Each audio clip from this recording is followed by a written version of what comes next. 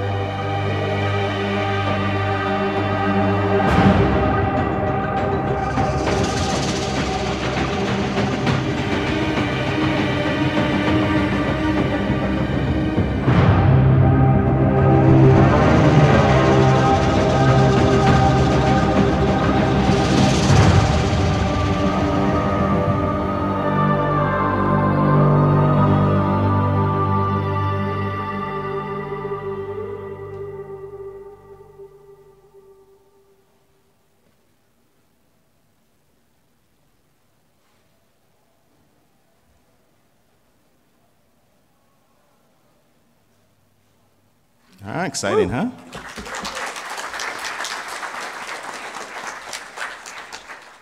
All right, so welcome again. I'm Andy. I work on the marketing team out of the Ubisoft Montreal studio on Assassin's Creed Origins. It is my great pleasure to introduce the game director. Ashraf Ismail is here. Please give him a round of applause. Thank you. Well, thank you, Andy. Thank you. Ash got in today, so he's ready to go. Yeah, we had our wrap party last night. Ended at 3 a.m. Montreal time. So I've got energy. Don't worry. Cool. And for those of you here, I mean, it's TwitchCon, so we actually just announced some Twitch Prime stuff, which we'll talk about a little bit later in this presentation. So, ancient Egypt, as you may or may not know about Assassin's Creed Origins being set in ancient Egypt. Ash, tell us a little bit about the era and the setting that we're going to be in.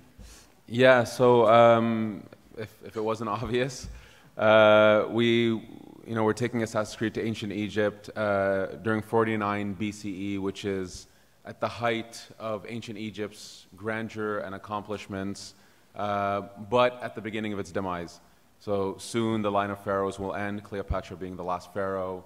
The gods will die, the way of the religions will change forever, the way of life for Egyptians will forever change, and that in this kind of crucible of history, this is where we witness the birth of the brotherhood that we've known since Assassin's Creed 1.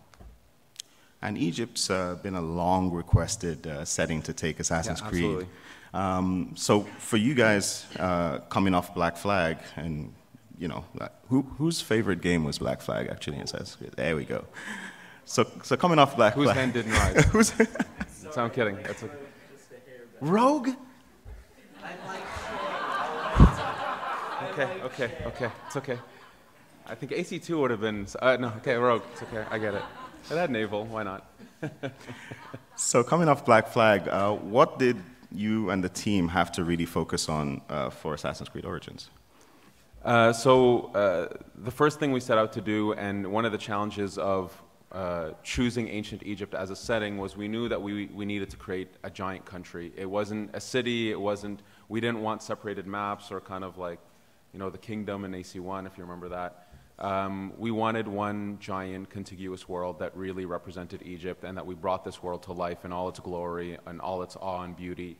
So as an example, you know, for us it was important in that situation. You see those mountains in the back, you know, go to those mountains. There's going to be stuff for you there.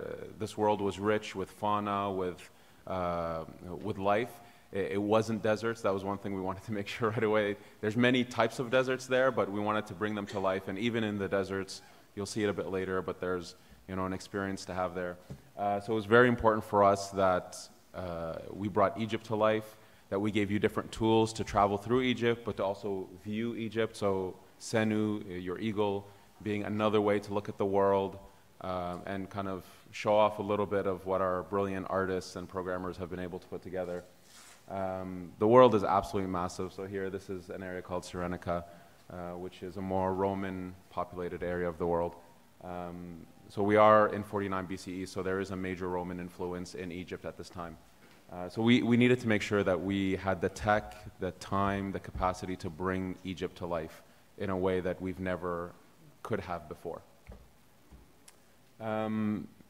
One of the major elements of Egypt itself is the sense of mystery and mysticism. We wanted to play with that. We wanted to play with the pyramids. It was obvious that we're going to go inside the pyramids and inside temples and tombs. And we wanted to play with the real history of them, what they represented, but also touching a little bit more the mysticism around them. Not ever breaking the, let's say, any fantastical wall. Like we try to stay very credible, but we felt that we needed to treat this really amazing part of Egypt that I think makes people dream today, and saying, you know, what is underneath the pyramid? Is there a connection between the Sphinx and the Giza Plateau? That kind of stuff. Oh, what an amazing segue. I didn't actually set that. I did. For the record. You mentioned the pyramids, and we'll talk on that in a second. But the pyramids, if you don't know, were actually built for specific pharaohs, and then they are buried underneath them. Do you want to talk a bit about those Giza pyramid plateaus? Yeah. So there's three pharaohs, so Khafre, Khufu, and Menkaure.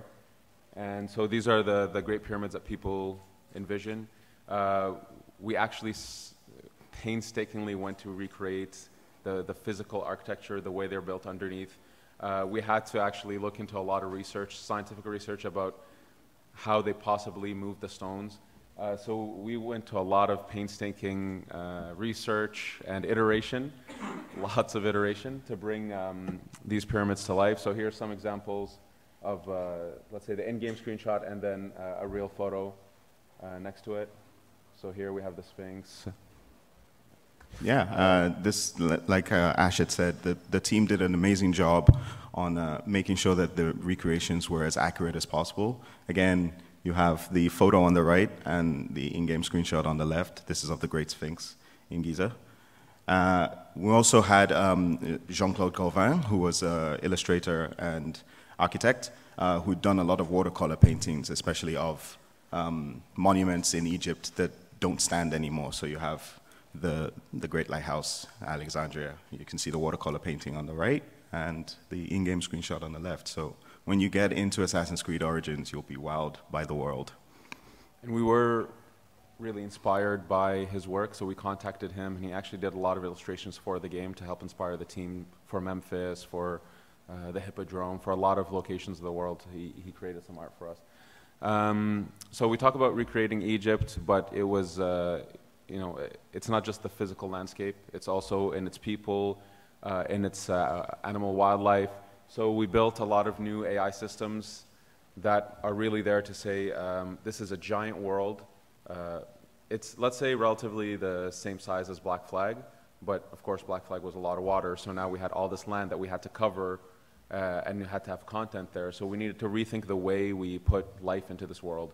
So we built these systems to allow farmers, priests, soldiers, animals to all have agendas, needs, that they live in the world, that even if the player is kilometers away, they're still existing, they're doing what they need to do for their lives, and that their needs crossing over one another in the world will create a lot of opportunities for the player, they'll create a lot of stories. It happens a lot in the game that you'll come into an area and it'll be at the aftermath of an event, or you'll see something beginning, or it'll be in the middle of it. It's not just an event that sort of spawned because we know you're going there. It's really the world is alive. And we had to do that as well because we have Senu that can see at such a large distance that we needed to see those things ahead of time. One of the major elements as well in terms of gameplay is we wanted to reinvent combat. We wanted to bring something new to it. we felt that in previous ACs, we could have pushed challenge a lot more. We wanted to push gameplay challenge. We wanted to have boss fights. We wanted to have amazing loot and rewards. And so we pushed to have a very dynamic combat system. We're using bows, using vehicles, whether you're on ground using a spear or an axe, that the controls were very seamless, that you can switch between using a bow and a melee weapon in the middle of combat, and that was actually a tactic that you should use against some enemies.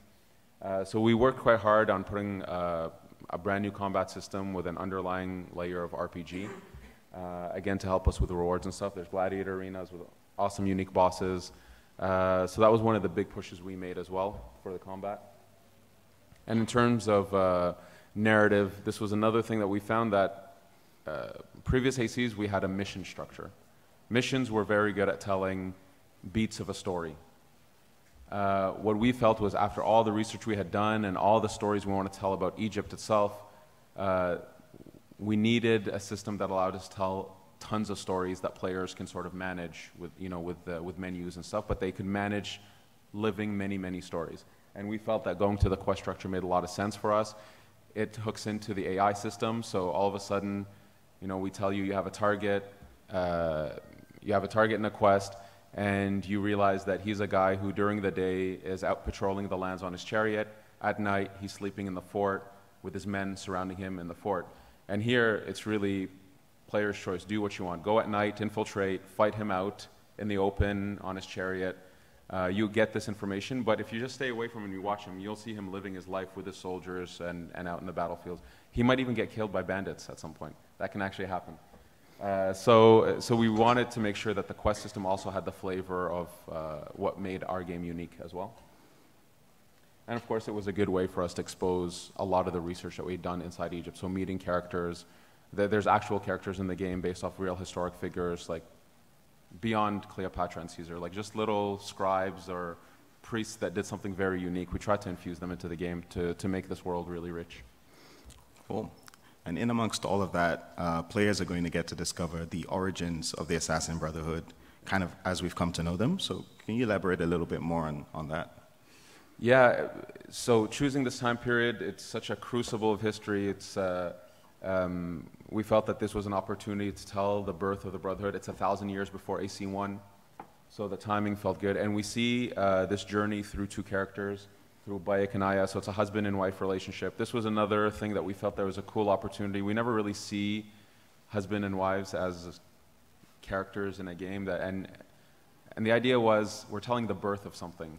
So why not, romanticize it and say that the birth of something comes from a husband and wife couple. So the idea is that they're propelled on this journey. They have different ways of looking at life, but they have the same objective. And the idea is, what kind of drama, friction can this create when two people who are after the same thing but look at life slightly differently, but still love one another, still have passion for one another? What kind of drama can that create? So that gave us a lot of really cool narrative opportunities. And they're amazing. I love Bayek and Aya. And what about the mysterious Order of the Ancients that they'll be coming up against? So these are let's say, the antagonists of the game. This was actually built, these guys, the idea of them came from research we had done where Ptolemy 13, so the young boy king, it was, let's say, fairly well known that he was a puppet, and that the people who were controlling him were really trying to kind of contain the power of Egypt for themselves. And so we took that idea and ran with it, and we formed this group, Order of the Ancients. And the idea is they're out for ultimate control. They're out for what pharaohs used to represent, God on earth, one being that controlled all of Egypt. And they're trying to bring that back. And now they can't do that themselves. They need the pharaoh to represent them. So they're puppeteering Ptolemy 13, the young boy king. And effectively, by trying to take control over Egypt and having this very iron fist over all aspects of Egypt, so politics, religion, business, trade, and so on, they end up impacting the lives of people like Bayek and Aya, and that's what kicks them on that journey to figure out who these people are and what they're about.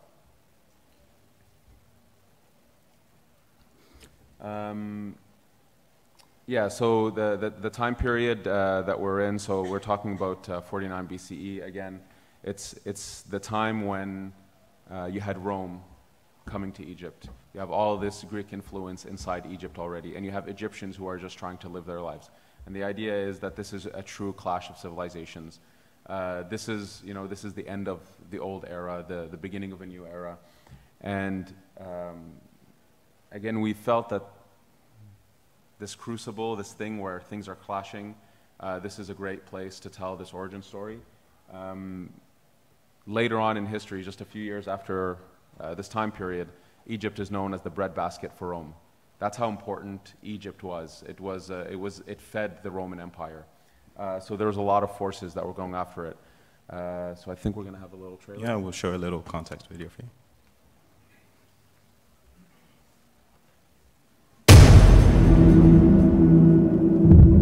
Egypt is divided. Vast armies amass, while great leaders conspire.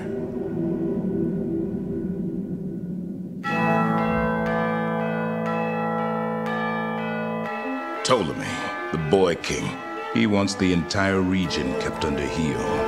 If you ally with my system, I will kill every last Roman in Alexandria. But he is a puppet. We do not know who pulls the strings.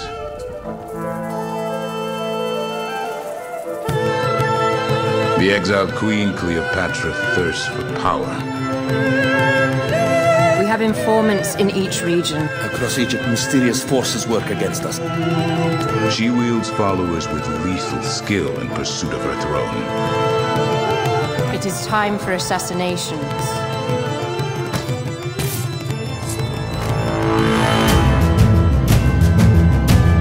Caesar, the legendary tactician, with the might of Rome at his back.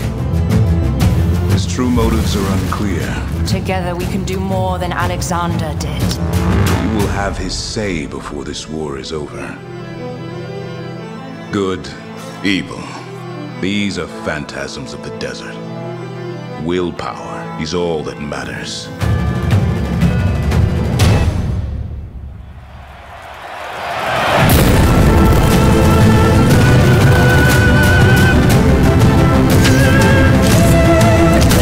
You may not be a king, Bayek, but history follows you.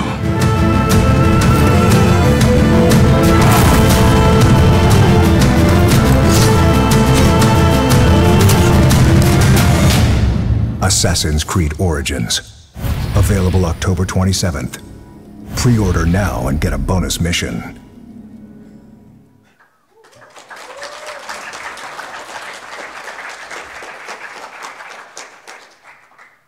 So, historical figures, it's a very important part of Assassin's Creed. We always try to represent these, bigger-than-life people who achieved really amazing things. So, of course, Cleopatra, during the time of our game, this is during the ascension to her throne. So there was a 4-year period where she was exiled from Egypt by her brother, Ptolemy XIII. They were sharing the pharaohdom, let's say.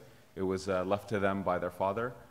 But he pushed her out, and so we are living during that time. And she ends up coming back into power with the help of Caesar. So Caesar, of course, he's coming to Egypt chasing after somebody else, chasing after a man named Pompey. But Caesar ends up creating an alliance with her. So this guy who has the backing of Rome with him, he's a master tactician, and he helps her ascend that throne. And this is all taking it away from her brother, Ptolemy XIII, who was also her husband at a certain point. So the idea is that, again, he was a young boy who was really manipulated, and he was just a puppet for other people to control Egypt. So these characters are really important to the flow of the story and the narrative at some point. And we can see Aya in the back there. And Ptolemy he enjoyed like the trappings of power. He didn't really care for being an actual ruler. No, that was the thing. He was a young boy who was really enamored by glory, by fame and money and power in terms of just as a superficially. But Cleopatra actually, she wanted a better life for Egypt. She wanted to protect Egypt, and she did a lot to protect the Egyptian way of life. She's the only Greek pharaoh to speak Egyptian. And she was a very brilliant, powerful woman who, you know, she had her weaknesses, of course, but she was really trying to create a better life for Egypt and to protect it from these outside forces coming in. So I think she truly had the idea of being a pharaoh and a leader for this country, where, again, her brother was really there for the trappings of royalty, if you will. All right. Well, nice little history lesson there. Let's move on to stuff that we can do, actual gameplay.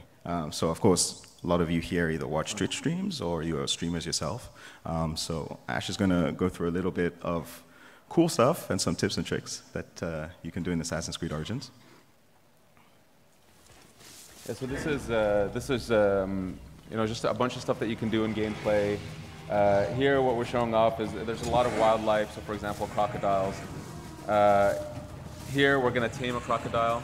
It's an ability that you can gain. So you have to put a crocodile to sleep, or it's actually any animal. As long as you put the animal to sleep, you can tame it, and it'll follow you, it'll fight for you, it'll be there for you. So here, it even attacked its own buddy there. Pro tip, tame hippos. Here we have Senu. Senu, not only a way to see the world and explore the world, but also to see the opportunities of the world. Here we're using Senu to tag sort of the enemies in this little military camp and other potential opportunities like the brazier, ballistas, and so on. Here we have another ability, which is poison. So let's say we assassinate somebody, or there's a dead body around. You can apply poison, which will now affect other people. So it'll do things like do damage over time, of course, but it'll also make them really sick. So I'm not sure if we see it in the video, but you know, it gets quite gruesome. In addition to that, it will decay the body as well, very slowly over time. Yeah. So the thing is, on all the tools that we've made and all the weapons and combat stuff, we actually want people to mix and match a lot of this stuff to see like how wild it can get. You can take a body, poison it, pick it up, put it on the back of your horse, and send that horse through the camp to poison people. I actually want people to see how creative ways to clean out camps. Here, so let's say we're at night. Nighttime matters, so again, because guards have day-night schedules, some guards will sleep at night, so it might be advantageous to come at night. Here we have an animal inside this cage. So by shooting the cage, it kind of releases, I guess, I think it's a lion. So just to create a little bit of chaos and noise for you to sneak around. We have a brazier that's close by. So a brazier is an alarm system. So they like this to call in for reinforcements. But you can booby trap it. So here we'll just get their attention, and so one guy will go run. Okay, yeah, we have fire propagation, so fire can do a lot of damage. Poor guy is lighting the brazier.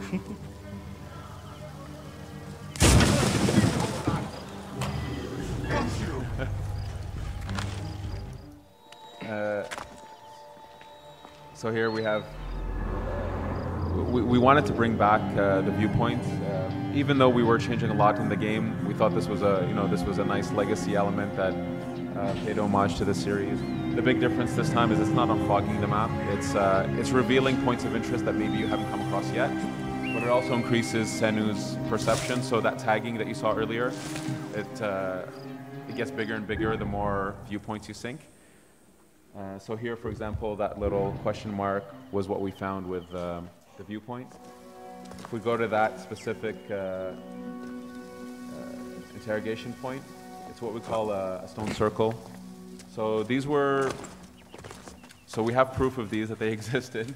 These were real rock outcroppings that were clearly made by people, set up in a certain way. Nobody really knows what they're for, so we put our interpretation on it, which was to reflect Egyptian view of astrology, because it was very important to them, and we tried to infuse it in there. So there's this, let's say, little game where you're sort of aligning the stars.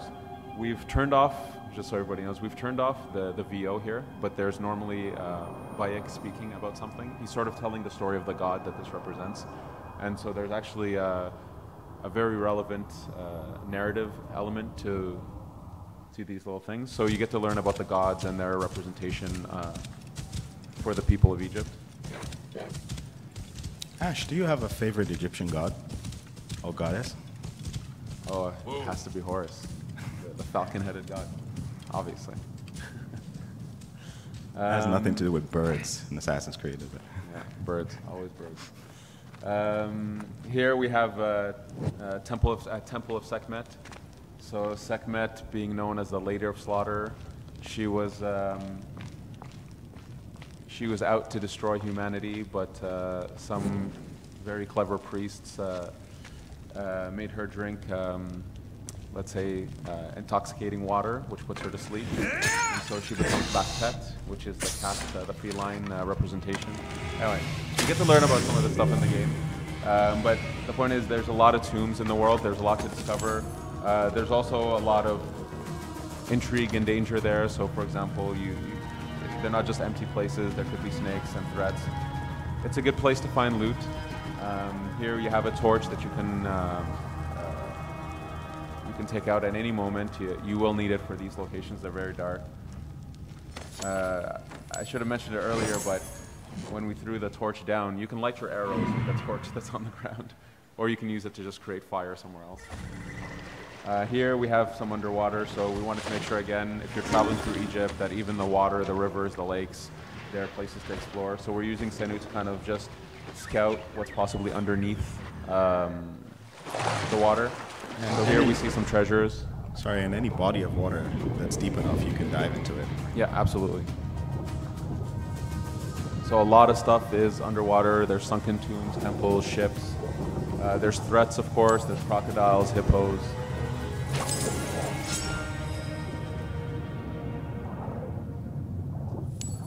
And even the water itself, depending on where you go in the water, if it's swampy, if it's muddy, if it's the Mediterranean waters, it all has its own texture and look and color palette. Here we're in the deserts, and we wanted to make sure that when you're in the desert that you had a very unique experience of suffering from overheat, from exhaustion. So here you can see a little bit of, there's some kind of effects on the screen, bikes starting to stumble around, and this gets more and more intense the longer you are under the desert sun. And eventually, bike will start hallucinating. So there we see something there. And these can actually get quite intense and quite epic. We wanted to create a unique experience in deserts, and there is even at some point some narrative little tidbits that sneak into these overheat moments.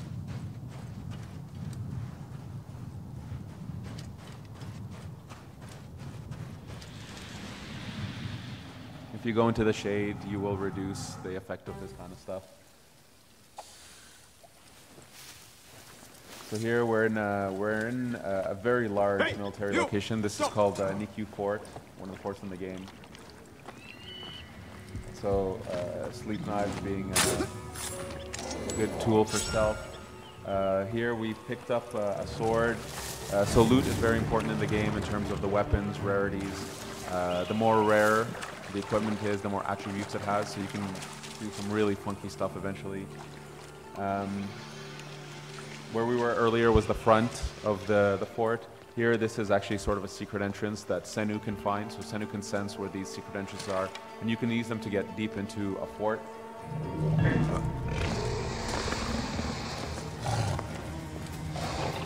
So here we're in some caverns under that same fort we were just at, and so you're coming up from the well.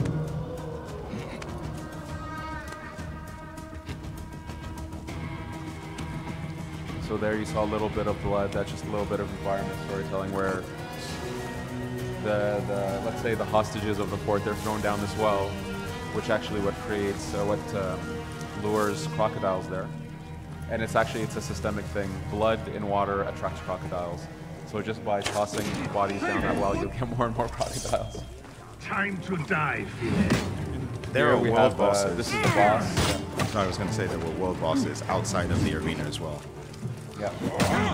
So we wanted to make sure that we for the people who love combat and who enjoy the combat system and who want to test its limits, we have a lot of bosses in the world, in gladiator arenas, inside quests. There's a set of bosses that roam the world, hunting after by it. I have a shot. So here, this is the warrior bow. Let's say it's a shotgun.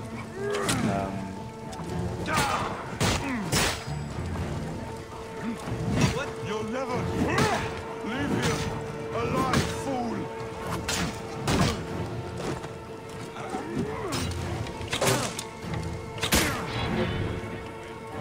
Oh, Adam. Good timing.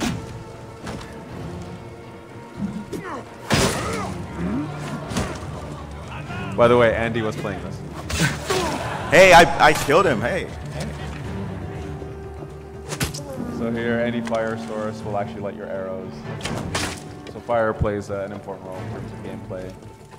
We'll see this dude here. Burning, poor guy. Andy put him out of his misery. Hey.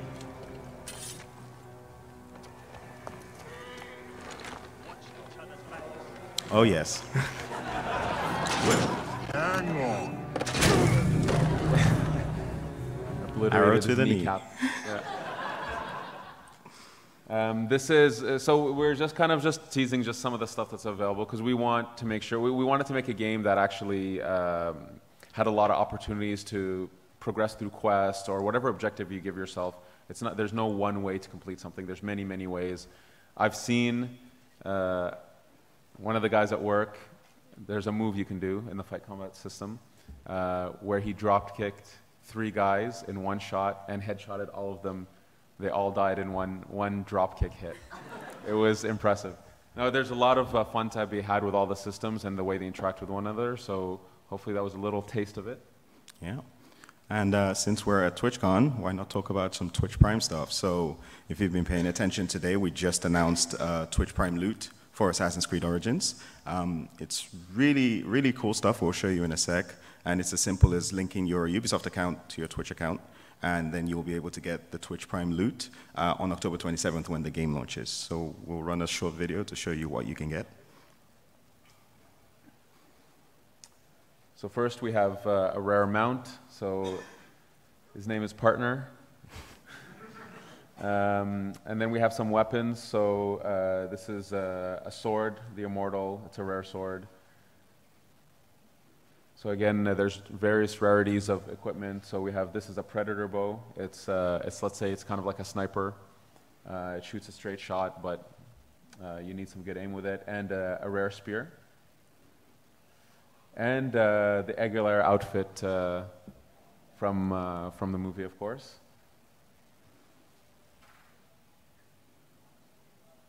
And in addition to all of that, you'll get some in-game currency drachma as well. So all of that will be available if you make that connection with your Ubisoft account and Twitch account to get the Twitch Prime loot. And again, available on October 27th when the game launches. So as soon as you've made that connection, you start up the game and it'll be available for you in there. So yeah.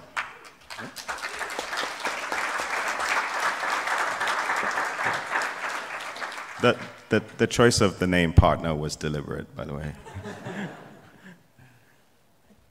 So there's the idea. I saw somebody there, you're a fan of the movie? Yeah, you go. And then you have the weapons and the drachma as well.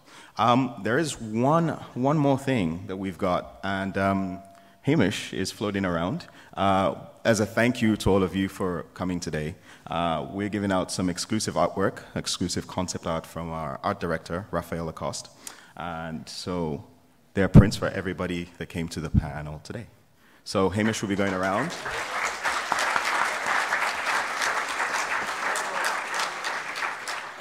Hamish will go around and give you some. And yes, they are. Yeah. Oh, look at that. Does anyone have a Sharpie? Maybe Ash can sign some of these. If you don't get one while Hamish is going around, make sure to see him on the way out.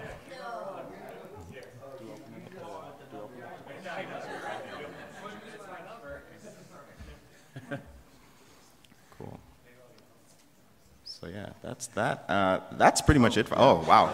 Sure. Yes, of course. My pleasure. My pleasure. I guess it's #1, so, you know. It's #1. Leave him a nice message. What's your name? I have it personally signed. Sorry.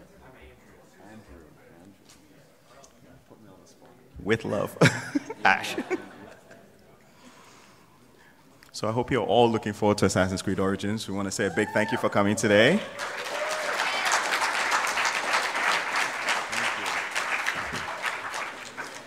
And yeah, make sure you get your prints from Hamish. I'll give you back here. This is yours?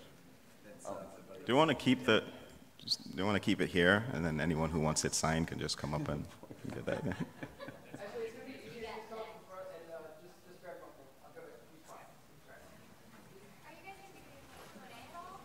Nope.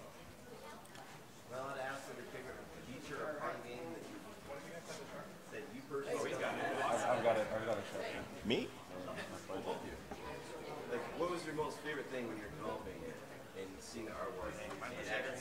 No, of course. I personally love seeing the world coming together. I love hearing that. Thank you. Be a weapon.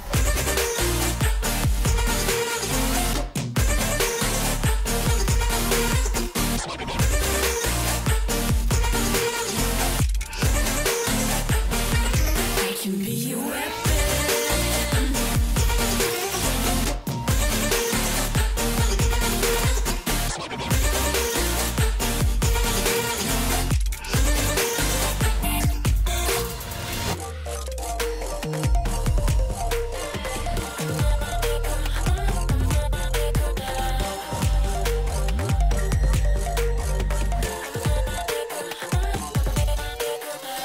Come cold blood, selfish. Your words are painless. I like when I drive and feel so dangerous. They say I'm a red flag 'cause they want it so bad. You should know I'm holding on to what I had. When they say I'm a machine gun, I take it as a compliment. Honey, you should know I can be a weapon.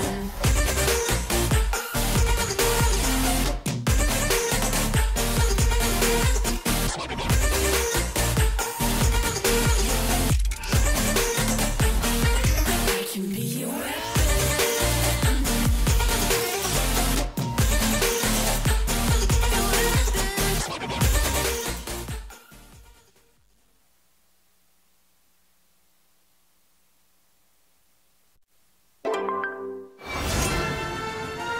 Rays of light scour the cosmos in search of her grand beauty.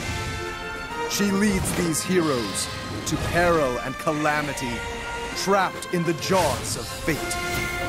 Another flickers in captivity, imploring you to grasp the light of the heavens and enter the fabric of legend.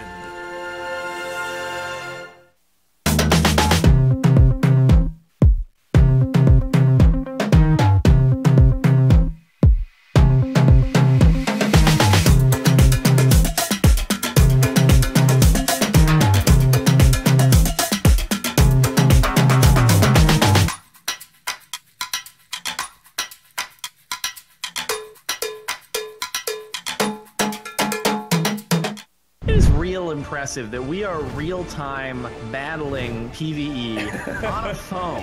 No way! Yeah, no. How is that possible? I don't know. But the graphics are just insane. It's got the Unreal Engine, right? Yeah. Ah, man, it's just so epic. Imagine 50 real people versus 50 real people going head to head. God, there's so many! I'm dead.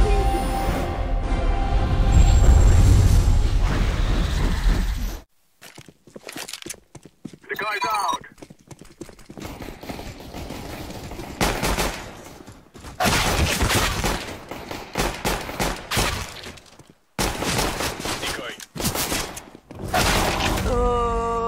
beast. Game, record, and stream without compromise on Intel Core i7.